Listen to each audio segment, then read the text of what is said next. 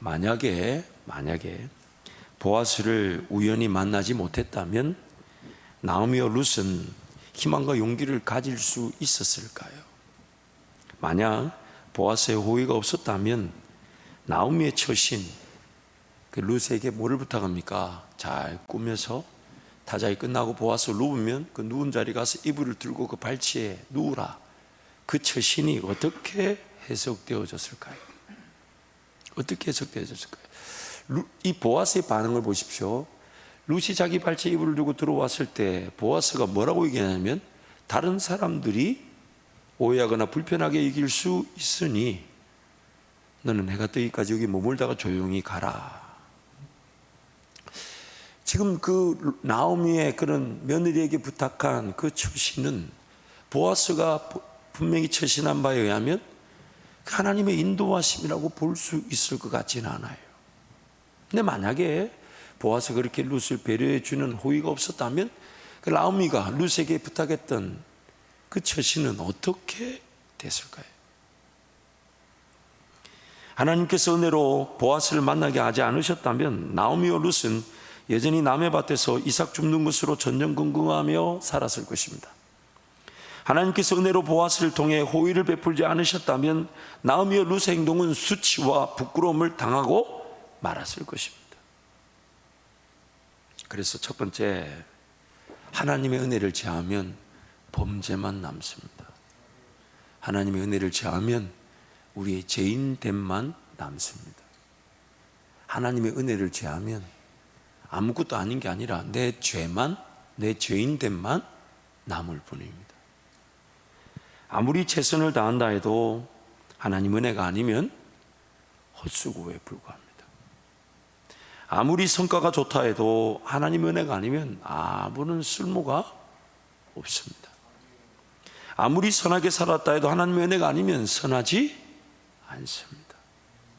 반면에 허나 부족하고 연약해도 하나님의 은혜면 채워지고 강해집니다. 모자라고 어리석어도 하나님의 은혜면 모자람도 어리석음도 쓰임받습니다. 나오미가 그런 부적절하고 어쩌면 불편할 수 있는 주문을 며느리에게 했지만 하나님은 그것을 하나님의 손으로 바꾸어 주셨어요. 절망적이며 포기해야 하는 상황도 하나님의 은혜면 오히려 기적을 보게 되는데, 하나님 은혜가 아니면 우리는 죄인으로만 남아있게 됩니다. 아무리 열심히 살았고 아무리 귀한 일들을 나타내었고 아무리 많은 영향력을 드러냈다 해도 하나님 은혜가 아니면 우리는 아무것도 아닐 뿐만 아니라 죄만 남습니다. 죄인들만 남게 됩니다. 이렇게도 볼 수 있죠. 우리는 연약하고 부족해도 하나님 은혜면 수십, 수박, 수백만 명의 적군이 몰려와도 천사 하나면 그 밤에 다 끝을 내버릴 수 있는 게 하나님의 은혜입니다. 그런데 수백, 수천만 명의 군사를 가지고 있다 해도 하나님 은혜가 아니면 개미 한 마리도 상대하지 못합니다. 내 마음에 드는 염려, 근심, 걱정, 불안을 이기지 못합니다.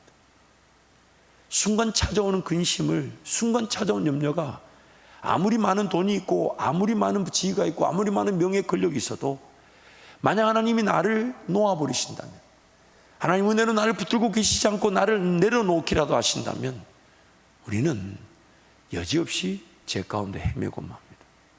여러분, 저와 여러분이 뭔가 잘나서 하나님 은혜를 베푸신 게 아니에요. 하나님이 그저 불쌍히 여기셔서 붙들고 계신 겁니다. 하나님 날 붙들고 계시니까 내가 진노를 당하지 않는 거예요. 하나님 날 붙들고 계시니까 내가 수치를 당하지 않는 거예요. 하나님 날 붙들고 계시니까 부끄러움을 당하지 않는 거지. 하나님 그래서 놓아버리면 내 아무리 열심히 살았고 내 아무리 귀한 걸 가졌고 내 아무리 능력을 가졌다 해도 죄인에 불과합니다. 수치를 당한 일밖에 없어요. 부끄러움을 피할 수 없습니다. 하나님 은혜로 나를 붙잡아 주시니까, 하나님 나를 은혜로 가려주시니까, 하나님 은혜 나를 지켜주시니까, 그래도 이만큼이라도 살아왔고 지금 이 순간에도 하나님을 예배할 수 있게 된 것입니다. 하나님 은혜가 없다면 우리는 무너질 수밖에 없는 죄인들이에요. 하나님 은혜를 제하고 나면 죄밖에 안 남습니다. 하나님 은혜를 제하고 나면 범죄한 죄인밖에 남지 않습니다. 그러나 아무리 많은 죄를 지어도 하나님의 은혜면 용서함을 받습니다. 아무리 큰 죄인이라 해도 하나님 은혜로 붙들어 주시면 수치와 부끄러움을 가려주십니다. 아무리 몹쓸 인간이라 해도 하나님이 붙들고 계시면 진노의 잔은 하나님 손에서 지켜지고 부어지지 않는 것입니다. 그래서 하나님의 은혜가 우리 가운데 있어야 되는 것입니다. 다음에 말씀을 전하겠지만 여러분 잊지 마세요. 직장 생활이 지금 바쁘기 때문에 내가 예배가 안 되는 게 아니에요. 하나님 은혜가 없어서 그래요. 내가 지금 당장에 벌어야 될 돈이 없기 때문에, 그래서 그 돈을 벌어야 되기 때문에 내가 기도가 안 되는 게 아니에요. 하나님 은혜가 없어서 그렇습니다. 내가 지금 어쩔 수 없이 이 일을 해야 되기 때문에 예배드리러 못 오는 게 아니에요. 하나님 은혜가 없어서 그렇습니다. 아무리 바빠도 하나님 은혜면요, 잠 안 자고도 하나님 기도하게 하십니다. 물질이 없어도요, 하나님 은혜면요, 내 지금 당장에 문제가 일되지 않는 경제적 어려움 속에서도 하나님은 예배하게 하십니다. 아니, 춤을 추게 하십니다. 내가 지금 이걸 해결해야 되기 때문에 예배를 못하는 게 아니에요. 물질이 없기 때문에 예배를 못하는 게 아니에요. 직장일을 감당해야 되기 때문에 말씀 생활을 못하는 게 아니에요.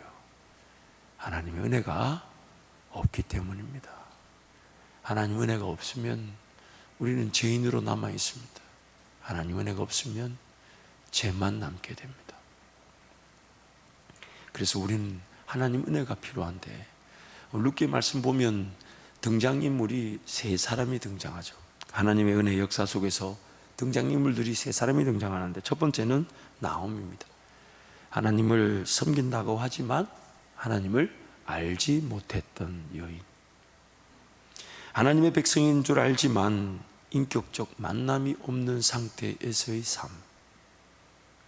하나님을 알지 못하기에 세상살이에 휘둘리며 살아가는 삶.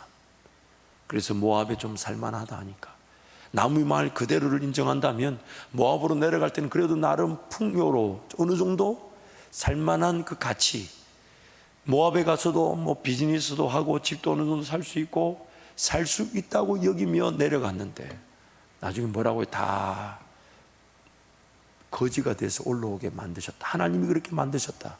나무의 말을 그대로 익면으로 받아들인다면 여기서 살만한가 보다, 저기서 살만한가 보다, 여기서 이윤을 취할 수 있는가 보다, 저기서 이윤을 취할 수 있는가 보다, 그러면서 자기 마음대로 뿌리를 뽑아들고 옮겨 다닙니다. 거기 가면 교회 있죠. 장사로 가도 그 근처에 교회 있습니다. 그런데 주님의 관심사는 내가 직장 생활을 위해서 교회가 존재하는 겁니까? 아니면 교회를 세우기 위해 내 사명의 자리가 직장이나 일터가 되어야 되는 겁니까? 먼저 물어야 될 게 뭡니까? 먼저 확인해야 될 게 뭡니까? 내가 영양분을 공급받고 있는 곳이 어딘가를 확인해야 돼요. 여러분, 우리는 가지고 주님이 나무라 하시면 영양분은 두 군데에서 공급되어지죠. 나무 가지에도 햇빛이 비치고 비도 내리죠.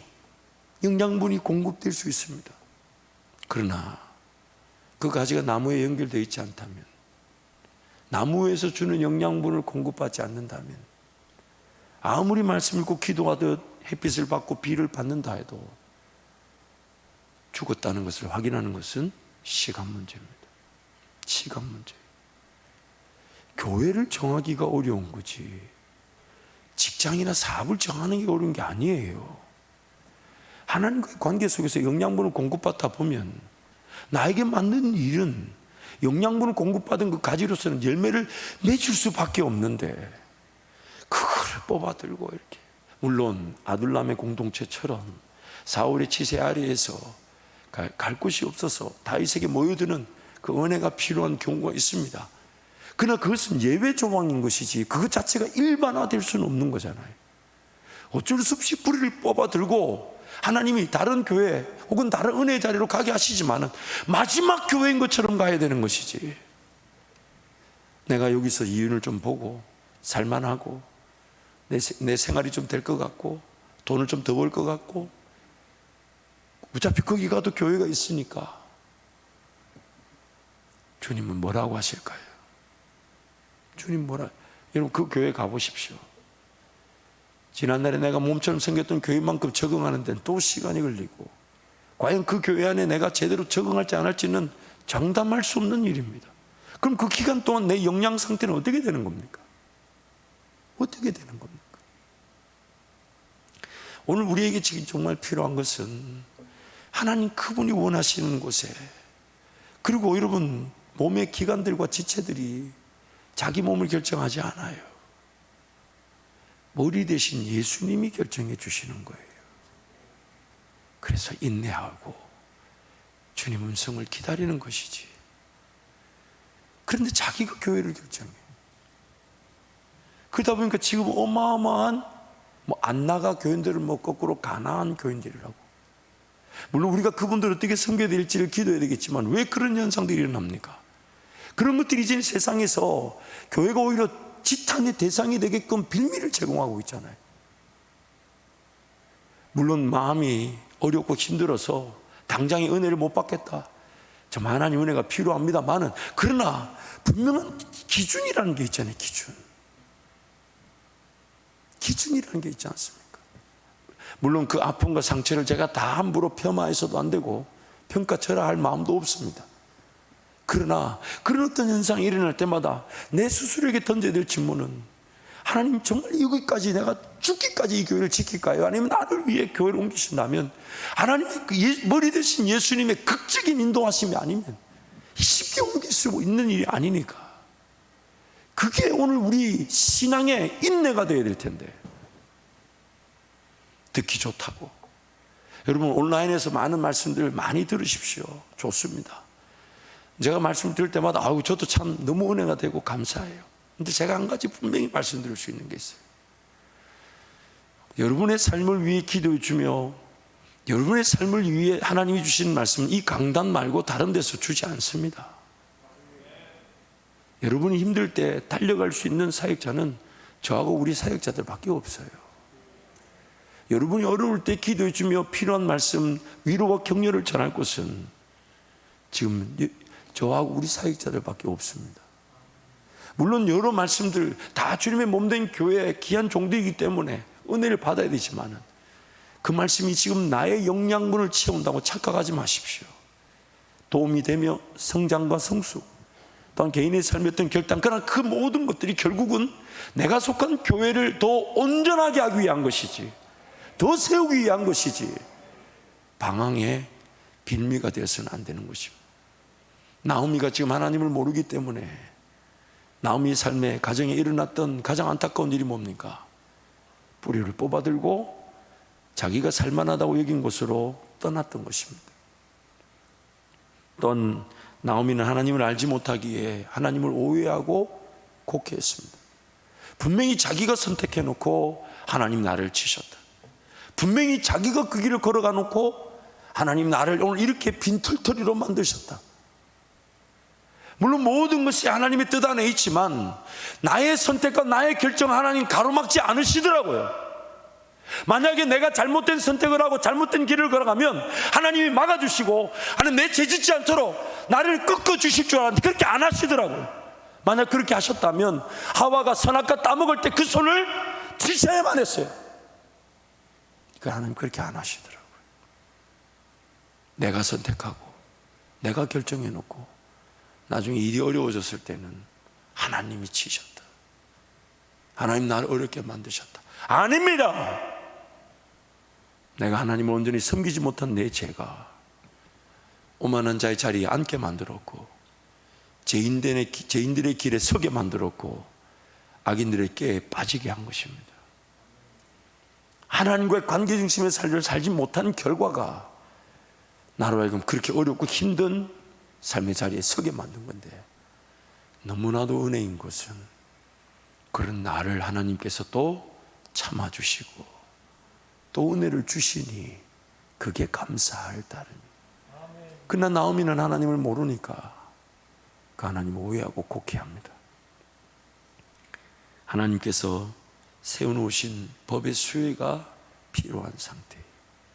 하나님의 법을 따르지 않았지만 하나님께서는 그러한 자들을 위해 하나님의 사람들의 공동체가 법을 세우고 그러한 은혜가 필요한 자들에게 은혜가 전달될 수 있도록, 나오미의 상황을 볼 때는 나오미가 거절했던 하나님의 법이 나오미를 살려주는 기회가 되게 하신 것입니다. 두 번째 등장인물은 룻입니다. 하나님의 전적인 은혜로 하나님의 은혜를 맛보는 자입니다. 하나님을 잘 모르는 상태이기에 하나님의 은혜가 아니면 은혜가 고백되어질 수 없는 삶. 왜 룻은 큰 며느리 오르바와 달리 그 어머니를 따랐을까요? 또한 그 시어머니 나오미를 따를 때 나오미의 백성이 나의 백성이 되고 나오미의 시어머니 하나님이 나의 하나님이 될 것이라는 그 고백은 도대체 어디서부터 나온 걸까요? 또한 그 시어머니가 시키는 대로, 또한 알려주는 대로, 들려주는 대로 무조건 그 법이 법인 줄 알고 기업물을 짜든 뭐 형사치수제도든 그 땅에서 이삭을 줍는 법이든 심지어 그 어머니가 뭘 말하든지 간에 그렇게 순종하려고 했던 그 룻은 도대체 그 힘이 어디서부터 온 걸까요? 지금 성경이 나오미의 일을 우리에게 들려주면서 전적인 하나님의 은혜가 무엇인지를 룻의 삶을 통해 설명하고 계신 것. 전적인 하나님의 은혜. 하나님께서 믿어지게 하지 않으셨다면 룻은 믿을 수 없었다는 겁니다. 하나님께서 룻에게 은혜를 베푸지 않았다면 룻은 그렇게 순종할 수가 없었다는 겁니다. 하나님이 룻과 함께 하지 않으셨다면 룻은 그런 우연한 마침, 그런 보아스의 만남이 이루어질 수 없었다는 겁니다. 하나님 룻에게 마음을 주지 않으셨다면 그런 시어머니 어떤 말이든 순종할 수가 없었다는 것. 그게 바로 지금 하나님께서 룻을 통해 우리에게 보여주고 싶어 하시는 전적인 은혜로만 살아가고 전적인 은혜로 은혜가 고백되어지는 삶. 하나님의 은혜가 아니면 그런 결단, 그런 믿음이 나올 수 없는 삶. 아무것도 몰라도 하나님의 은혜면 충분함을 보여주는 삶. 하나님을 몰라도 하나님의 은혜면 하나님을 알아갈 수 있는 삶. 그게 바로 은혜로 살아가는 저와 여러분의 영적 형편인 것입니다. 그래서 사도 바울은 오늘 이전의 모든 것까지도 다, 그게 나쁜 것이든 좋은 것이든 뭐 복음 전파든 교회를 세웠던 배설물로 심지어 해로 여긴다. 다시 베푸실 은혜, 표대를 향하여 다시 걸어간다. 다시 달려간다. 왜냐하면 이전의 그 모든 경험들, 지식들, 방법들이 하나님의 은혜를 누리지 못하는 걸림돌이 된다면 그게 하나님이 나에게 베푸신 성령의 역사라도 다 잊어버리는 거예요. 다 잊어버려요. 왜냐하면 하나님의 은혜는 오늘부터 이전에 없었던, 하나님만이 영광을 받으실 것이고 나에게는 자랑될 것이 하나도 없는, 오직 하나님만이 하실 일이기 때문에 그 은혜 앞에 다시 무릎을 꿇는다는 겁니다. 다시. 세 번째 등장인물은 보아스입니다. 하나님의 은혜 아래 거하며 은혜를 전하는 자. 항상 어디 가든지 간에 이 세 부류의 사람들이 존재합니다. 하나님을 섬기게 됨을 알면서도 하나님을 알고자 하지 않은 채 살아갔던 나오미 같은 사람들, 차갑지도 뜨겁지도 않은 자들. 그러나 또 룻과 같은 자가 있습니다. 종종 보면요 참 재밌어요. 30년 40년 신앙생활함보다 어제 예수 믿은 분이 더 뜨거워요. 저같이 신앙에 물려받은 자보다 신앙의 1세대들이 복음을 훨씬 더 잘 전합니다. 참 부끄러워요. 참 여러분, 그 뻔뻔스러움은 반응이 없는 거는 그게 너무 은혜가 돼서 그런 줄 믿습니다. 아멘 안 하잖아. 그래서 여러분, 그 하나님의 교회 안에 항상 그 은혜로 정말 그 신앙생활 해왔던, 성경이 이렇게 얘기하잖아요. 예수님이 먼저 된 자가 나중되고 나중된 자가 먼저 됩니다. 그게 항상 우리에게는 신앙적인 도전인 것입니다. 하나님의 은혜로 하나님의 은혜 아래 거하며 하나님의 은혜의 법을 세우는 자. 하나님의 은혜로 하나님을 알고 경험한 자, 하나님 은혜로 하나님을 항상 내세우며 코람되어 하나님 앞에 살아가는 자, 하나님의 법을 지키고 따르고 세움으로써 은혜의 법이라는 그 혜택의 환경을 세우는 자.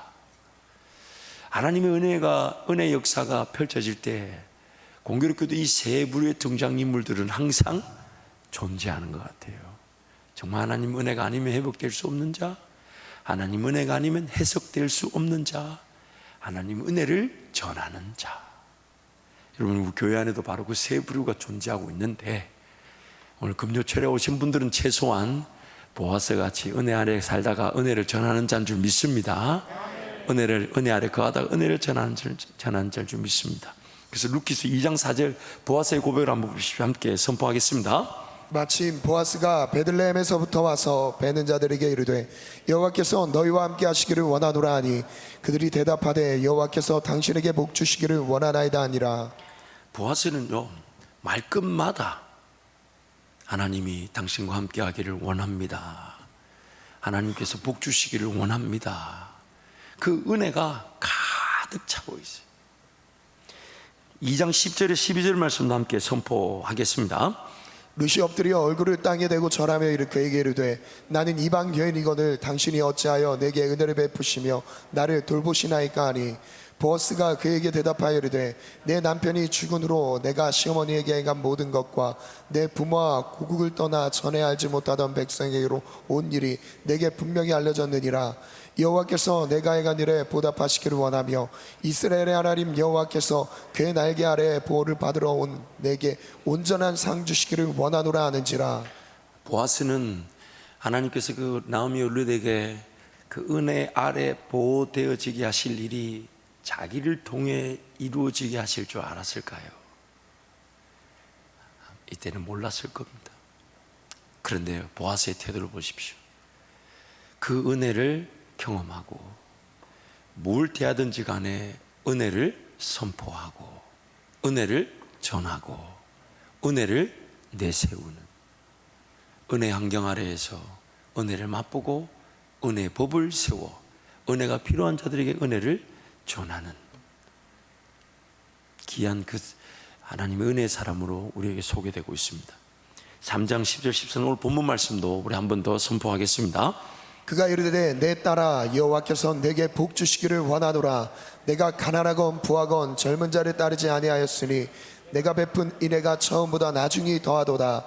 그리고 이제 내 딸아 두려워하지 말라. 내가 내 말대로 내게 다 행하리라. 내가 현숙한 여자인 줄을 나의 성읍 백성이 다 아느니라. 참으로 나는 기업 물을 자이나 기업 물을 자로서 나보다 더 가까운 사람이 있으니 이 밤에 여기서 머무르라. 아침에 그가 기업 물을 자의 책임을 내게 이행하려 하면 좋으리. 그가 그 기업 물을 자의 책임을 행할 것이니라. 만일 그가 기업 물을 자의 책임을 내게 이행하기를 기뻐하지 아니하면 여호와께서 살아계심을 두고 맹세하노니 내가 기업 물을 자의 책임을 내게 이행하리라. 아침까지 누워 있을지니라 하는지라. 참 저는 이 말씀을 다음 주에 좀 더 전할 수 있습니다만은 보아스가 은혜 아래 거하면서 그 하나님 은혜를 맛보고 그리고 하나님 은혜로 지금 그 룻이나 나오미를 대하는 그리고 대화하는 내용들을 살펴보면 분명하죠. 예면 예, 아니면 아니지. 흐지부지하지 않아요. 그리고 지금 그 룻의 형편을 이해하고 분명한 하나님의 뜻 앞에 자기부터 순종할 것을 얘기해 주죠. 기업을 물을 자 더 가깝게 있는 친척이 있으니까 그에게 내가 물어보겠다. 혼선이 생겨서는 안 되니까요. 그러나 그가 만약에 안 한다 하면 걱정하지 마라. 하나님의 법에 따라 내가 분명히 순종하겠다. 이것이 룻에게는 얼마나 위로가 되었겠습니까? 얼마나 그 은혜가 아니면 이 보아스가 이렇게 담대하게 얘기할 수 있었을까요? 그 은혜가 아니면 그 룻을 바라보는 그 시선, 그 은혜의 시선으로 룻을 바라볼 수 있었을까요? 그 은혜가 아니면 이 보아스가 이렇게 약속해 줄 수 있었을까요? 이런 약속은 어쩌면 말 안 하고 자기 혼자만 생각하고 있어도 되는 거예요. 그러나 그 룻을 위해서 하나님께서 그 보아스를 통해 그 은혜를 드러내실 때에 하나님 그 법 앞에 주저하지 않고 순종하겠다는 그 보아스의 모습, 이 은혜 아래 거하는 자들의 그 은혜를 전하는 모습이 너무 멋지지 않습니까? 너무 멋이지 않습니까? 나부터 하나님의 법에 순종할 테니까 걱정하지 말라는 거잖아요. 하나님 분명히 세워놓으신 그 기업 물을 자로서의 법이 있으니까 걱정하지 마라. 분명히 하나님 그 일을 이루어 주실 것인데 더 가까운 데가 있으니까 내가 물어보겠다. 만약에 아니면 내가 할 테니까 왜? 나부터 하나님의 법에 순종하겠다. 그 법을 세우는 것은 다름 아닌 하나님의 법에 자기부터 순종하는 겁니다. 자기부터 그 법을 따르고 자기부터 그 법을 지켜갈 때에 그 은혜의 법 아래 회복되어야 될 자들이 자기부터 그 은혜의 법을 지키고 따르는 자들을 통해 하나님 은혜를 맛보게 되는 것입니다. 그래서 세 번째, 하나님의 은혜 안에서만 안전합니다. 한번 따라 하실까요? 하나님의 은혜 안에서만 안전합니다. 하나님의 은혜 안에서만 안전합니다. 만약 나오미가 모압에서 이스라엘 즉 하나님의 통치 영역 안으로 들어오지 않았다면 하나님의 은혜와 인도하심을 누리지 못했을 것입니다. 그러나 그것도 나오미의 신앙의 능력이라기보다는 하나님께서 하나님을 알아갈 기회를 저버린 자들임에도 하나님의 은혜 안으로 들어올 수 있도록 나오미를 붙들고 계셨던 겁니다. 그래서 나오미 귀에 무슨 소식이 들려오냐면 떠넘었던 이스라엘 땅에 하나님이 은혜를 베풀어 주셨다라는 소문이 들리니까 그 나오미의 어떤 신앙적 능력이라기보다는 하나님이 나오미를 그 소리가 들려지게 하셔서 돌아오게 만드신 거죠. 그 은혜 바깥에 떠나 있어서 가진 거 다 잃어버렸을 뿐만 아니라 마치 당자처럼 그 돼지가 먹는 지업 열매조차 먹지 못하는 그런 형편에 처해 있는 그 나오미, 하나님 그 은혜 소식이 전해지게 하셔서 나오미를 불러들이신 거예요. 자기 고향 땅을 등지고 홀로 된 시어머니 나오미를 따라 이스라엘 땅으로 들어오게 된 것은 룻을 향한 하나님의 전적인 은혜였습니다. 지금 나오미가 어쩌면 그 은혜를 은혜답게 누리지 못하는 이스라엘 백성들에게 룻을 통해 하나님이 설명해 주시는 거예요. 하나님의 은혜가 무엇인지를 가르쳐 주시는 거예요.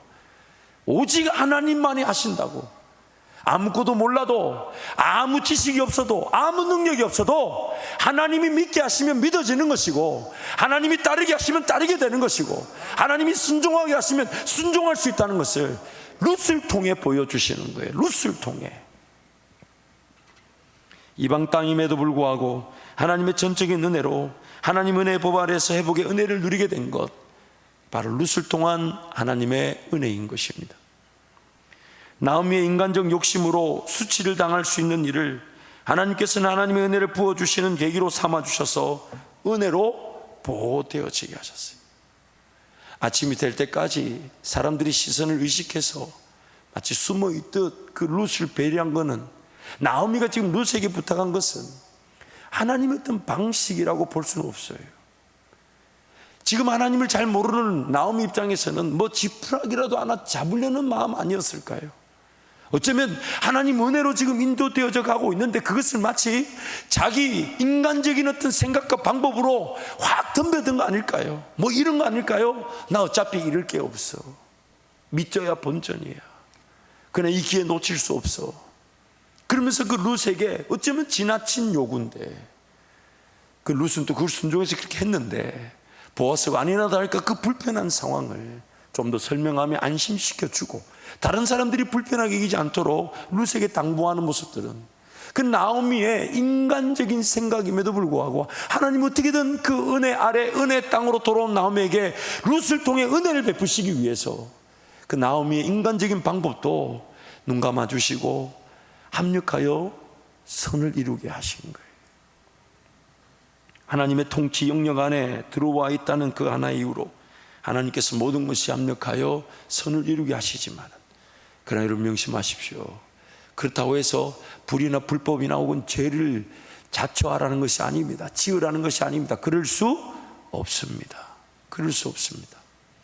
그까지 하나님을 기다리면, 그래서 하나님의 은혜의 방식을 보여주잖아요. 그 보아스처럼 하나님 은혜 아래 거하다 보면 우연한 발걸음에도 내 발걸음이 쓰임 받게 되며, 그 우연한 발걸음에 만난 그 은혜가 필요한 자들에게 하나님 그분을 소개하고 하나님의 법을 따르겠다는 자신의 그런 모습을 보여주는, 그 방식으로 지금 이루어져야 될 것이, 나오미의 그 욕심이 개입되어서 하나님은 그 욕심을 오히려 룻을 안심시키고 보아스가 좀 더 재촉해서 일할 수 있는 기회가 되게 하셨지만, 그렇게 할 것이라고 인간적인 그런 내 계획이나 방법들을 내세워서는 안 된다는 것입니다.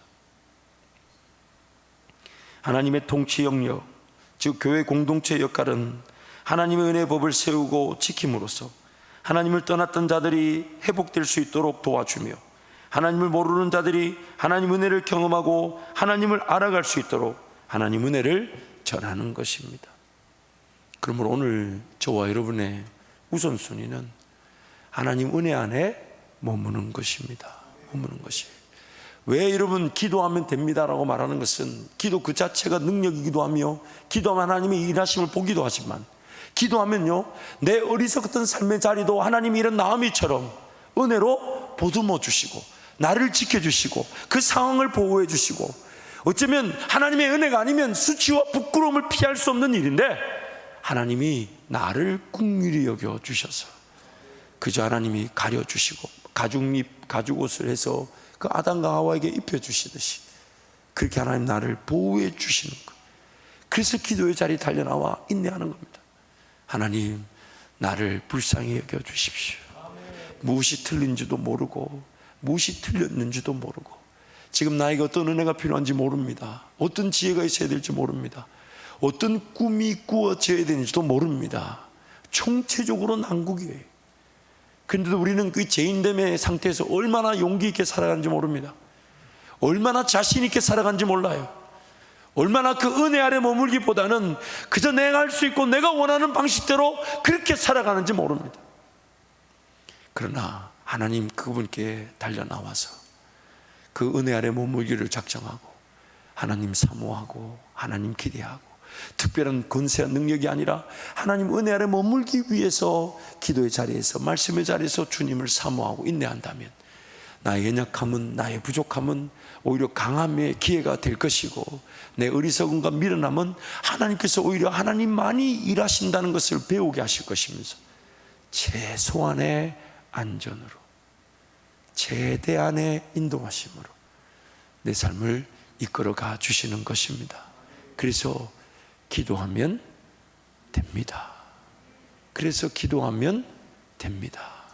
그래서 하나님 은혜를 구하면 되는 것이고, 주님만 바라보면 오늘 나의 부족함이나 나의 인간적인 것들도 하나님 나에게 은혜 베풀기를 작정하셨다는 이유로 그것이 하나님의 방법으로 써주신 바 되지만, 만약에 하나님 은혜 아래 거하지 않으면 나오미의 그 처신과 룻의 행동은 수치와 부끄러움을 피할 수 없는 어리석은 일이 되고 말아버립니다.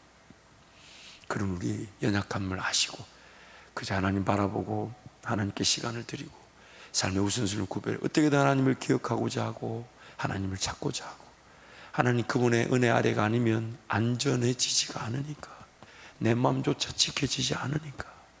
더구나 여러분, 코로나 사태가 이제 조금 위드 코로나로 간다 안 간다 이러면서 전 세계적으로 난립니다. 에너지 파동이라 그래가지고 정말 공교롭게도 코로나 기간 동안 사람들이 개발이나 어떤 이 자연 상태를 제대로 막 파괴시키고 훼손시키던 일들이 자연스럽게 줄다 보니까 뭐 공기도 좀 좋아졌다는 등 이러는데, 갑자기 이제 막 그 위드 코로나 간다 하니까 막 경기가 살아나다 보니까 이것저것에 그렇게 경제 활동들이 막 갑자기 일어나려다 보니까 여기 모자란다 저기 모자란다 이러면서 오히려 탄소 중립이니 뭐 그린 월드니 이런 걸 외치다가 지금 석탄 수요가 더 뭐 30%인가 더 증가됐다 그러잖아요. 더 많은 지금 그 환경을 오염. 그러나 그렇게 석탄을 공장을 돌리지 않으면 전기가 공급이 안 된다니까 온 세계가 지금 난립니다. 그것이 곧 우리나라 우리 각 자영업이나 일터에 어떻게 영향을 끼칠지 아무도 모릅니다. 여러분, 용기 내서 자신 있게 살아갈 때가 아니에요. 하나님께로 달려와야 될 때입니다. 하나님 은혜를 구해야 될 때입니다. 아무리 다 갖추었다 해도 하나님 은혜가 아니면 우리는 쓰러지고 넘어질 수밖에 없는 죄인들입니다. 그러나 모든 게 다 부족한 듯 보이고 모자란 듯 보이고 아쉽고 실력 없고 준비 안 돼 있고 갖추지 못한 것처럼 보여도 하나님 은혜 안에 들어오면 내 부족함, 내 연약함까지도 하나님은 합력하여 선을 이루시는 일에 사용해 주실 수 있으십니다. 하나님 은혜 안에서만 안전한데 은혜를 빼고 나면 죄밖에 남지 않습니다. 이 시간 한번 동성으로 같이 기도하겠습니다.